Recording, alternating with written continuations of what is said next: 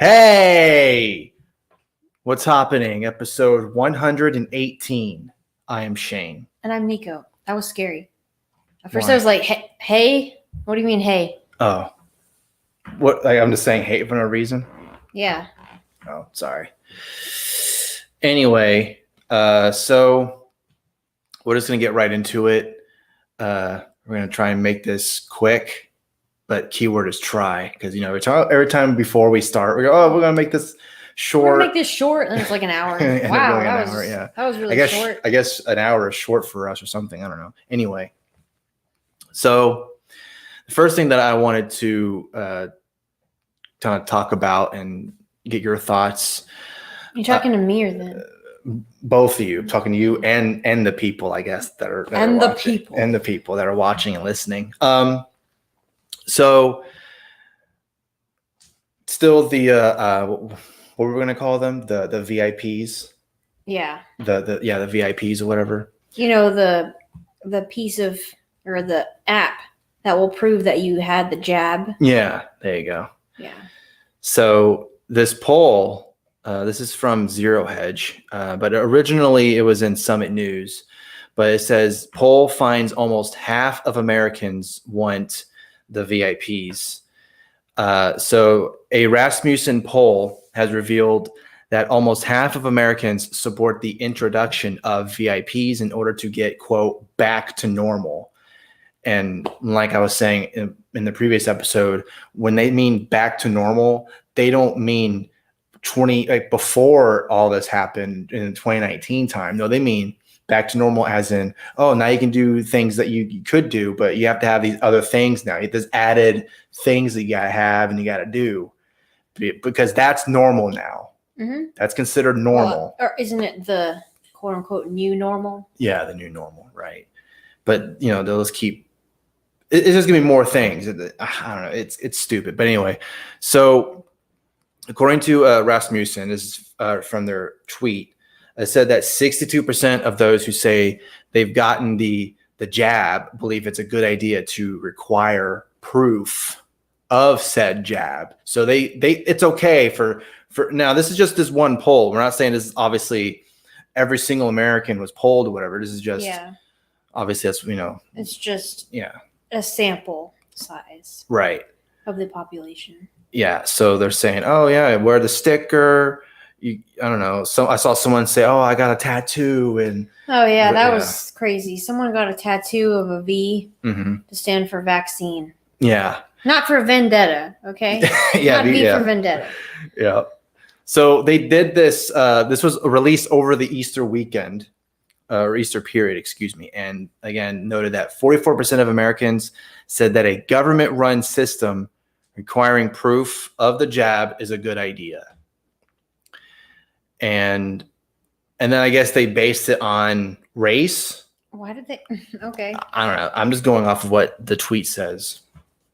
So, okay. Quote, is requiring proof of the jab to return to pre-pandemic activities a good idea or a bad idea? And then it says 1,000 national likely voters, a bad idea. Said that white was 40%, black was 50%, other non-white 42%, and then all voters, every single person, equal to 41%, said that it was a bad idea. So those were the people who were saying it was a bad idea? Yeah. That's kind of funny that it seems like white people were the most likely to say it's a good idea. Yeah, I know, right? Yeah, that's kind of funny. So yeah, and then they're kind of showing some tweets about all that. And someone... thank goodness my tweet didn't show up in this article. Someone said, so 44% of America has bought into tyrannical fascism. Got it. 44% is another tweet. 44% is way too high for my liking. The idea of American individualism is eroding far too fast. And yeah, so it's interesting because, and this has been mentioned throughout pretty much, I'm sure, any show who's been against this, or at least is questioning everything that's happening and is weary of all of it. They're saying that people are more inclined to safety. Like freedom and liberty is just whatever. They don't care. They just want to be safe. They wanted this because everybody's now in their, I guess, zone. Mm-hmm. You know, they have their, and I mean, even the people who are against them, I'm sure they have their set things that they like to do, a schedule, you know. But this is something that it could very well become a mandatory thing. Like you're saying, an app. Like it's gonna, whenever you get a new That's phone. what they were looking into, which we covered in the last 2 episodes. So. Right. I don't know. Like, I get that people are scared of like, you know, the global situation, Mm-hmm. but with the data that we have, and you know, like the chances of you getting it or the chances of people dying from it, it's weird how that risk for some reason is different than other risks. Mm-hmm. And I know some people are like, well, you can't catch getting in a car crash or something like that, but it's still like the idea of the risk is the same thing. Yeah. And I can kind of understand that because there's a period of time when I was like terrified to get into a car. Yeah. Well, you know about that. Right. I had like anxiety about driving, even though I wasn't the one driving. He was the one driving, and he's a good driver. But I would still, like, every time we had to go somewhere, I would be like, this is it. We're going to die. Well, yeah. Anytime you do something, you go outside, you know, you wake up tomorrow and that day, that could be the last day. Anything can happen. You know, you slip and fall and you break your back or something. That could be something that could end up being something worse, or you break your neck, or you get into a car accident, or something happens.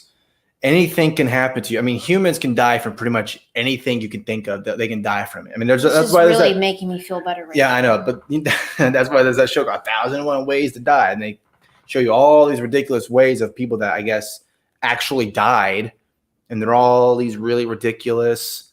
I can't believe someone could actually die from that. I'm sure someone could die from a really bad, nasty paper cut because they got infected, they got some kind of gangrene or whatever, and they go, boom, it's over. So sorry, I had a bad mental image. Can you imagine if you got a paper cut in your eye? I don't know, like from the Jackass people did something like that. What? Yeah. Never mind, I don't want to watch that. So to kind of finish up this article, it says that there was a similar findings in the UK where a majority of 62% said they would support the mandating of VIPs to visit pubs or restaurants, while only 22% opposed the idea. So this is like I heard about that one. Yeah. This is an international thing. And to kind of understand what's happening outside of America, it seems that, I guess, the EU is really in this whole, we got to get this VIP thing going. They're really adamant on that. I mean, traveling internationally nowadays, and who knows when this is going to end, but it's just so complicated now. Like next year or something like that. What's travel going to look like? Is it still going to kind of be similar to what it is now, or is it going to be even more hard to go international flights because, hey, we want to go visit South Korea, we want to go to the UK or something? Well, you got to have this and that and this and the other thing. I mean, because before you got to have obviously you had to have a regular passport, and that was pretty much it. Yeah, except for like certain areas that were infected with like crazy stuff like Zika virus or something. Yeah. But the bad thing is to me, I would think the worst case would be like if domestic travel is also requiring this. Yeah. And I can't really imagine like can you imagine some of those budget airlines like Spirit or Frontier implementing this? I feel like that would cost them a lot of money. Yeah. So maybe they would be the only ones who don't do it, and then they get lots of money from people who are looking to fly, but they don't have one of those VIPs. I mean, I guess the only thing I can think of in terms of if they were going to implement it, if they were going to make it a requirement or whatever, well, I mean, they would be considered budget airlines anymore, but they would probably have to ramp up their ticket prices or something like that, right? Because now you have another requirement. So now it's, other than got to buy the ticket, depending on the seat you want. There's different prices for those. So you get that and the other extra things like a carry-on or whatever. Now it's,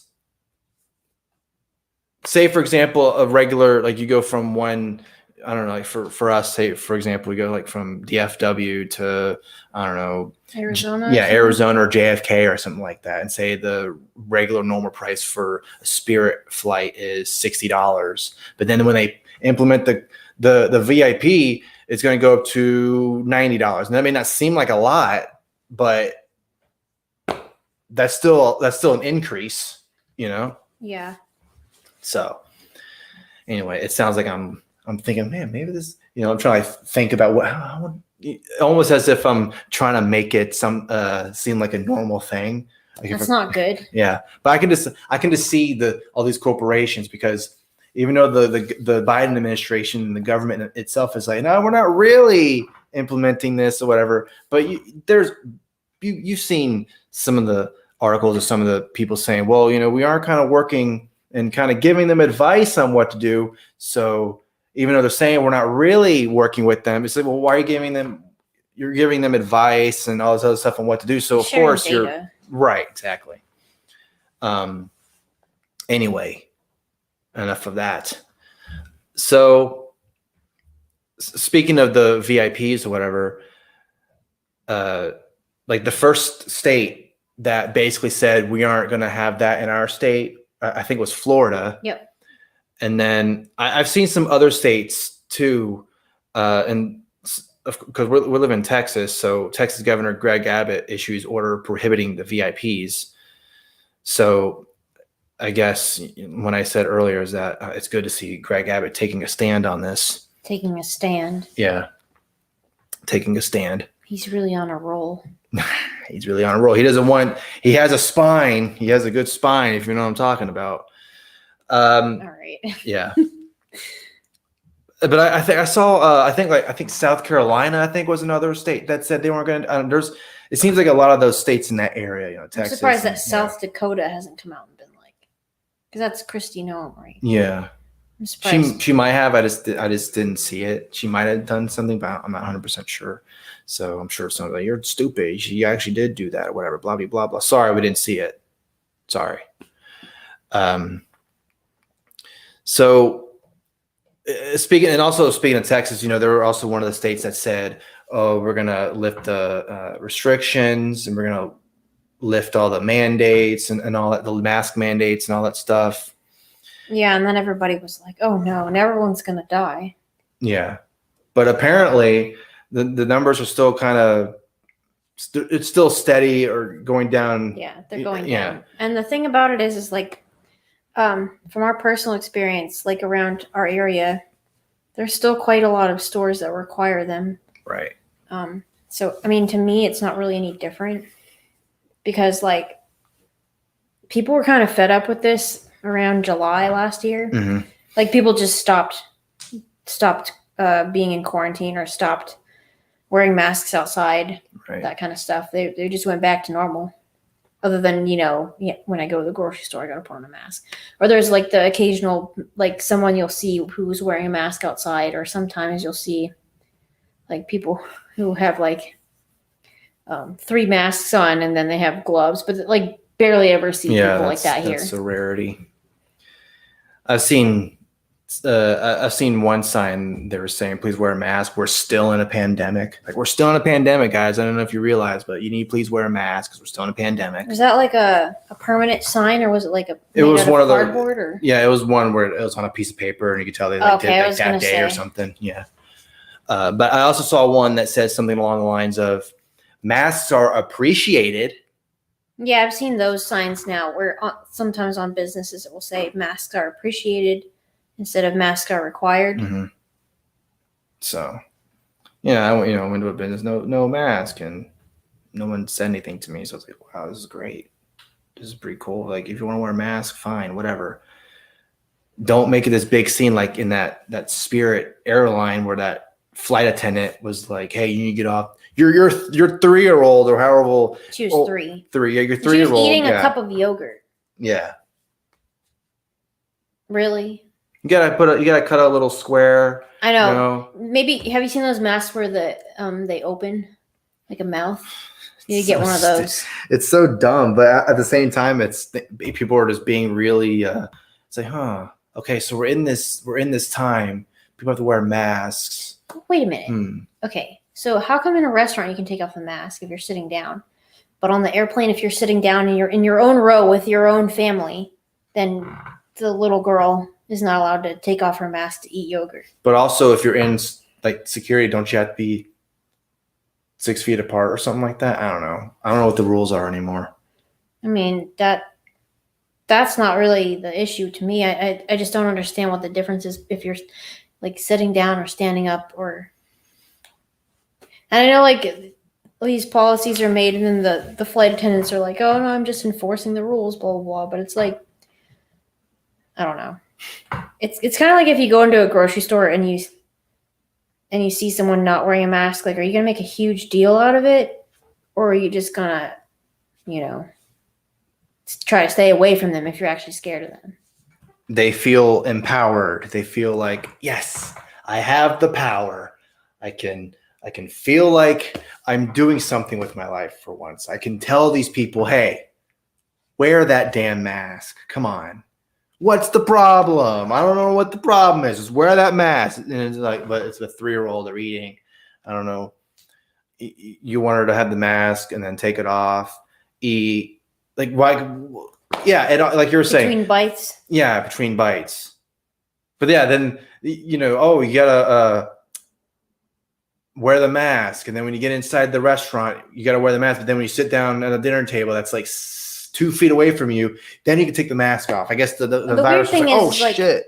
The weird thing is, like, some waitresses and waiters will just come right up into your face anyway. It's like, aren't you, like, supposed to be, I don't know. But no, when you said that, coming right to your face, remember that video where Joe Biden? Oh, yeah. Like, you need to wear a mask, and he's like, he's getting right to the head from that guy's face. Like that. It's like, jeez, okay. Oh, fuck.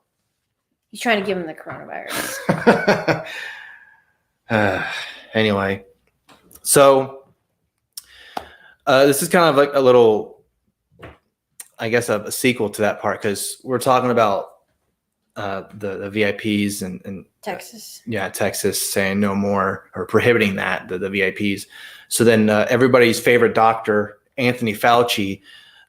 This is from Mediaite, and this was an interview that he did on MSNBC. And the title of this article is Fauci says he's, quote, not quite sure, unquote, why COVID cases are dropping in Texas after mitigation restrictions were lifted. I thought he's supposed to know everything. I mean, I guess. So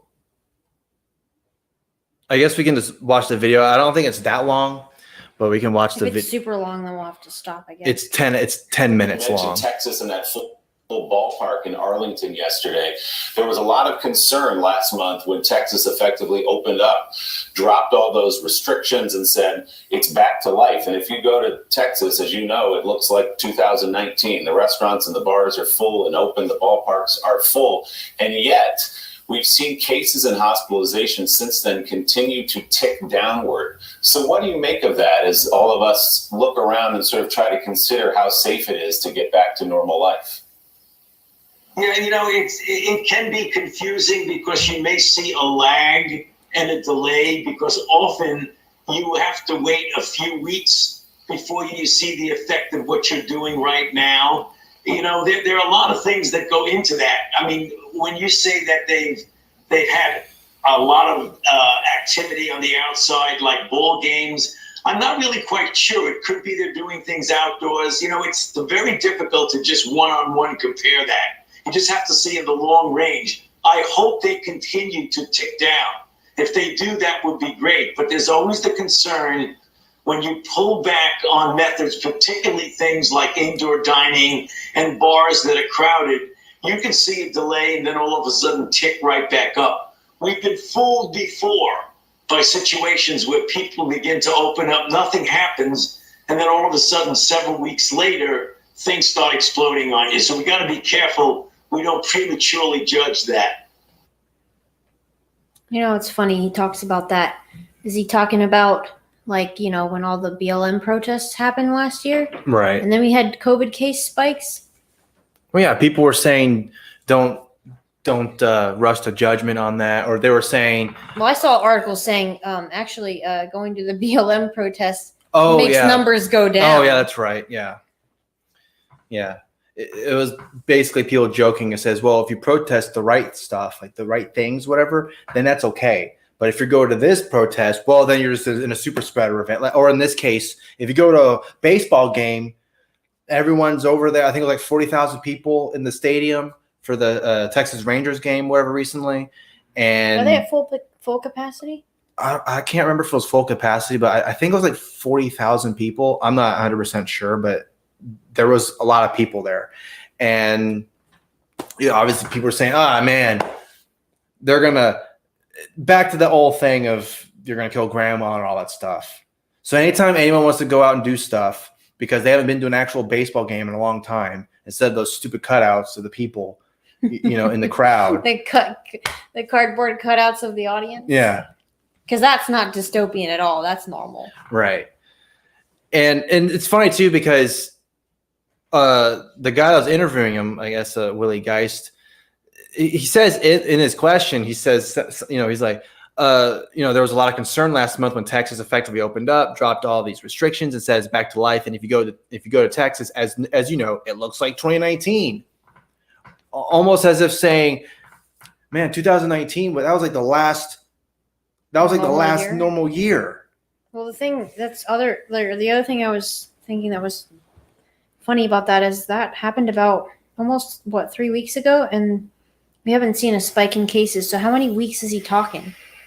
And like, if it keeps going down, he's gonna be like, "Well, I was talking about months. It's gonna take a couple months." Like, it would be July. It's like, I told you. It's like, but you were saying weeks. You were saying maybe a couple of weeks or a few weeks, whatever. Now you're saying, oh no, actually, I meant like it's December, or the cases going up. Fancy, I told you. Well, I heard that it perpetuates longer in cold weather, and it's getting to be kind of hot here, or at least sort of hot, like in the 70s and 80s.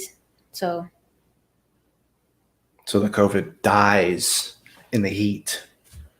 I mean, hopefully. Yeah. And then when it's winter again.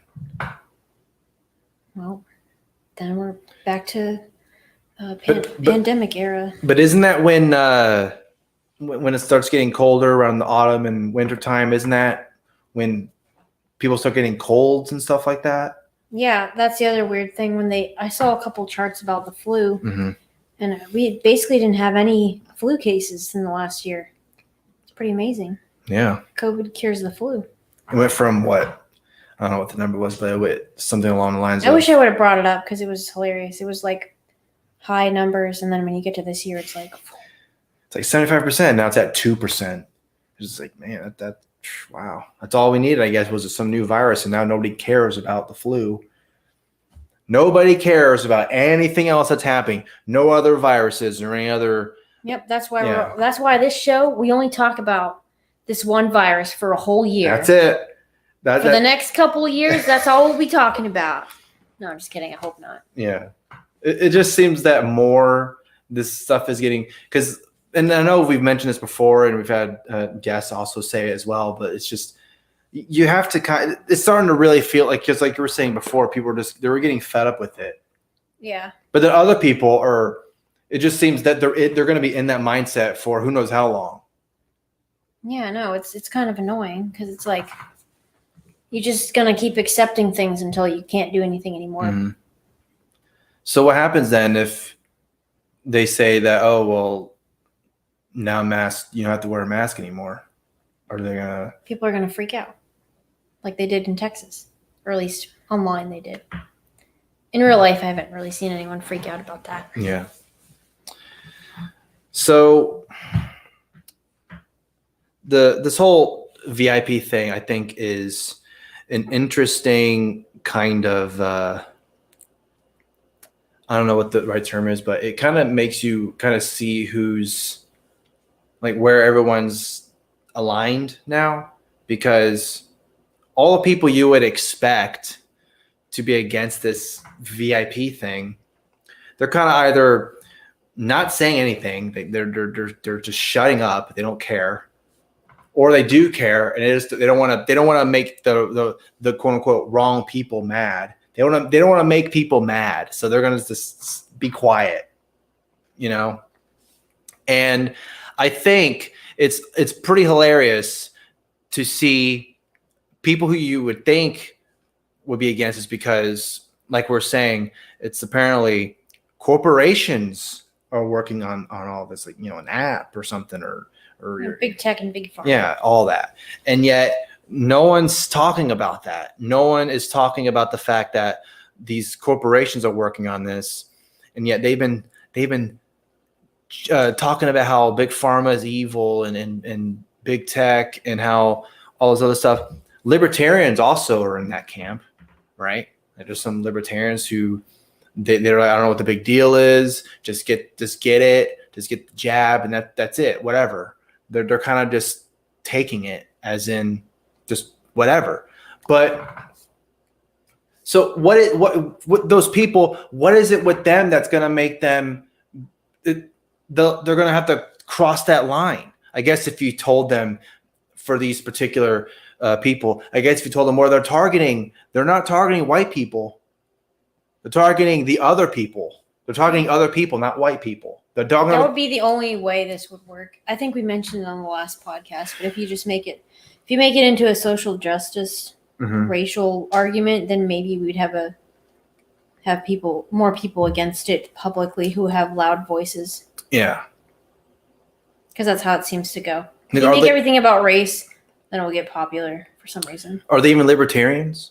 They say they're libertarians, but because it's like I don't even know what I don't think libertarians. I don't even know what the definition of that word is anymore. Yeah, but libertarians are not really the problem here. It's like the prominent voices on the left who don't really care about that anymore.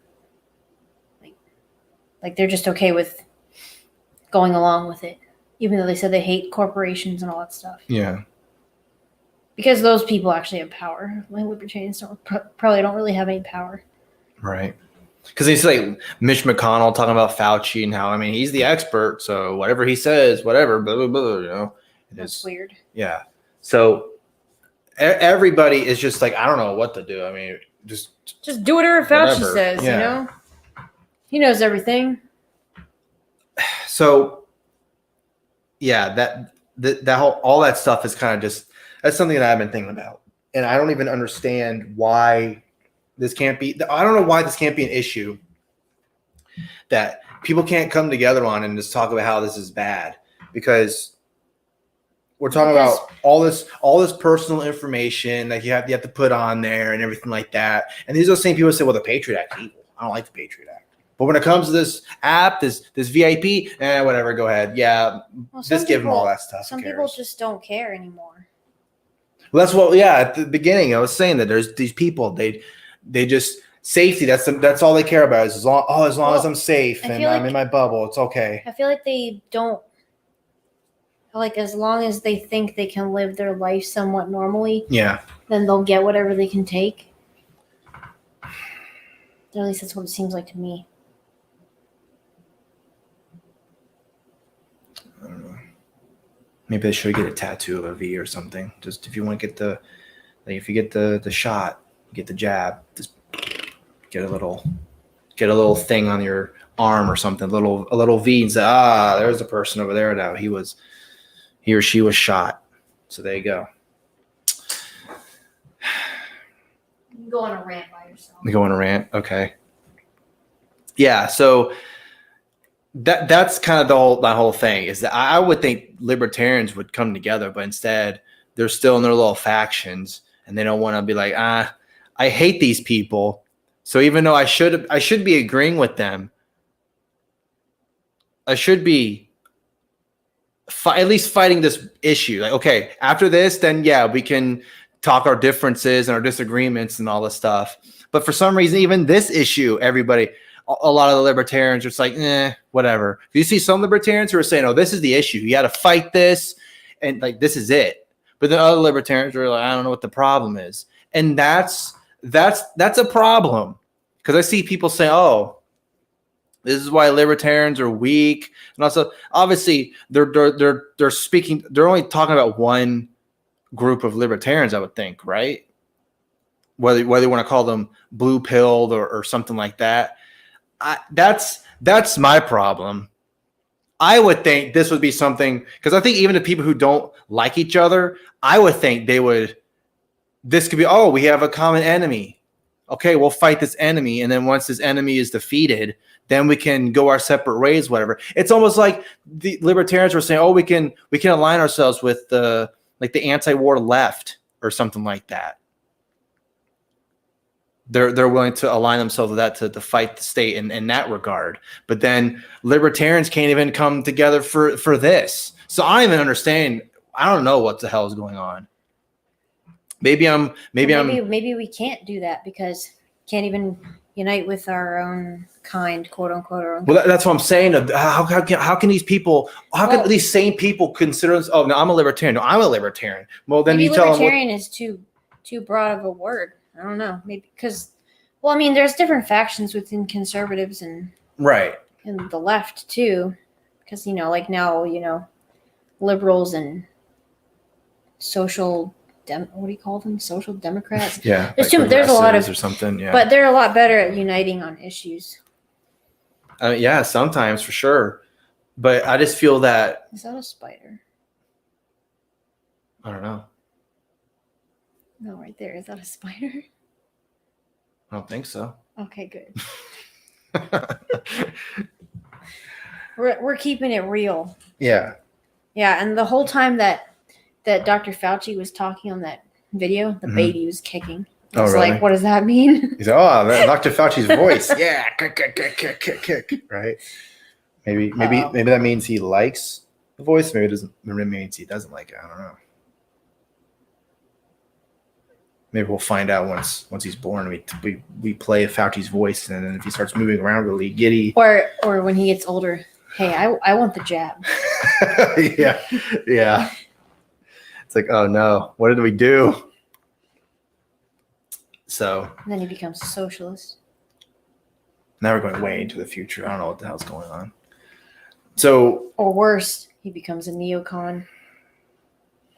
I think I'd rather. Then he starts hosting a show. I think I'd rather have them. I think I'd rather have him be a socialist than a neocon if I had to choose one.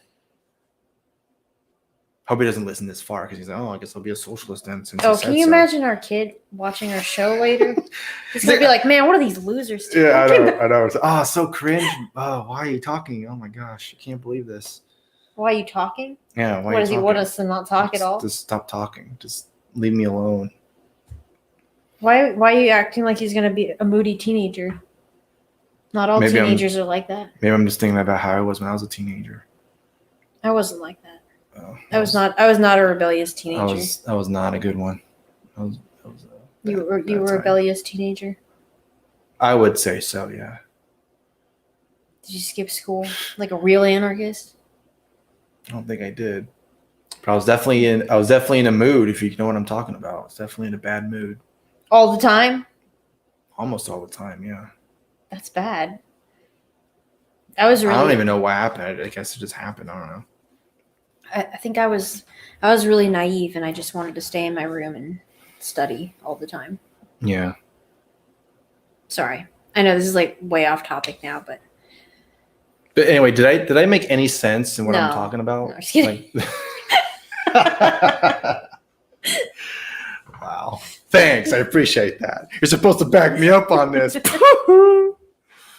No, you made sense. But I feel like you're so annoyed with these people who are supposed to be, like raw about individualism or whatever. Like it seems like that's what the libertarians are about. Yeah. Even though I'm glad that some libertarians acknowledge that you do need collectivism to an extent in order to have like any type of running society, Yeah. But for the most part, it's kind of funny to expect a bunch of individualists to come together and agree on an issue. So maybe that's. Well, yeah, I mean, everybody's different. So no, but I mean, like libertarians, like come on. Right. The autism really malfunctions, right? When a collectivist, and their head explodes when you say that word or something. Or like if you, I think also if some people might say like this is an important issue, and they might automatically think, well, no, I'm not going to support it. I mean, anytime you go you're in a group setting, that's a collective. Anytime you go into a bar, there's a whole lot of people there. Oh yeah, we're in a bar, we're helping this business out, blah blah blah blah. Yeah, but when you're in the bar, you don't really think that I'm helping out this business. I guess that's true. Yeah, that's true. Yeah, I guess. Yeah, good point. Maybe I'm trying. That's why you go to the bar, to help out the business. Oh, I'm gonna go to this bar. I'm not gonna drink. No, here's $10. There you go. I'm gonna just tip. I'll tip the waiters and waitresses. Here you go. Just have some money. You just fling it out over the place. All right, there you go. There's your $50. Okay, I'll see you later. I'll see you next week. Come by and make sure you guys are still running with my $50 or whatever. So, I don't know. I think that's what I'm frustrated about. And I don't know. Maybe I'm being I'm being naive, or I'm being I don't know what the right word is, but maybe I'm being too optimistic, or I don't know. Yeah, it's probably optimistic because I mean. Yeah. Libertarians don't win anything, so. But even though we have the best philosophy, I would want this to be something that, like the liberty unity thing, that's been happening. All these different people who before maybe weren't like Dave Smith, for example, speaking about liberty unity, and then all these people he was talking to, who before were like, I don't know, I'm not a big fan of just for an example, I'm not a big fan of the Mises Caucus, or I'm not a big fan of all of that. And then once you start talking about it, kind of getting to what's the most important thing about what they want in life, or what they want to see in society, or whatever. And they go, okay, now I can understand liberty unity. I think this is something that could be really powerful and something that can really help. I'd rather have liberty unity than bottom unity. Oh yeah. Do you know what I'm talking about? Maybe. Socialists and libertarians getting together. Oh yeah. Or maybe not even, socialists. or even like diagonal. I mean, you're about diagonal unity, which is great too. That's for another time. What does that mean? I could be wrong, but it's something. Everything you say, you're like, I could be wrong. I don't want to. Okay, if I sound stupid, and I'm gonna pretend like I know what I'm talking about right here, which is like almost every single time we're on the show, I pretend like I know what I'm talking about. I thought that's what everyone does. That's true. Yeah, that is true. I'm just the guy with the microphone. I have things that I want to say. I like it when people are like, you guys need separate microphones because you're too loud and I'm too quiet. And for some reason, he's kicking me. Maybe he's telling me that, okay, you need to wrap this up. You said 30 minutes. You're already going over 30 minutes. That's true. And we didn't even talk about the new metal band yet. You know what? We're going to skip what we're just going to say, and we're going to get right to that, because that's a great little thing to segue into, and to also maybe put smiles on your faces, to talk about all the bullshit that's happening right now. Well, some people might think it's dumb, but I think it's cool. Okay, so a metal band, this is in triple J, but abc.net.au. A metal band made up of cats has dropped its first single for charity. There's the singer. Yep. Right there. There you go. The band's called Catera, and the song's called Hunger of the Beast, right? Yeah, Hunger of the Beast. Yep. We'll just play a little clip here, just so you can get an idea. It's pretty much what you would expect from cats.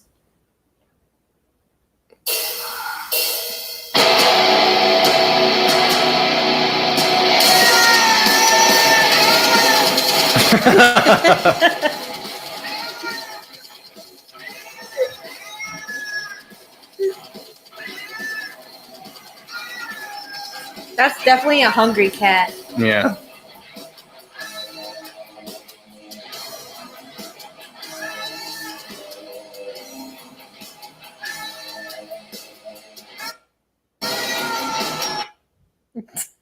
So there you go. There's a little 30 seconds. It's only like a minute and a half. I thought the idea is really cute though, because they're trying to raise money for a charity for a rescue, mm-hmm. and it's the same rescue that that cat was adopted from. Yeah, So it's kind of cute, I thought. Yeah. And they did like a backstage tour Oh, of the yeah. studio, and the cat is like pretending. Well, I don't know how they somehow got the cat to do a tour of their studio.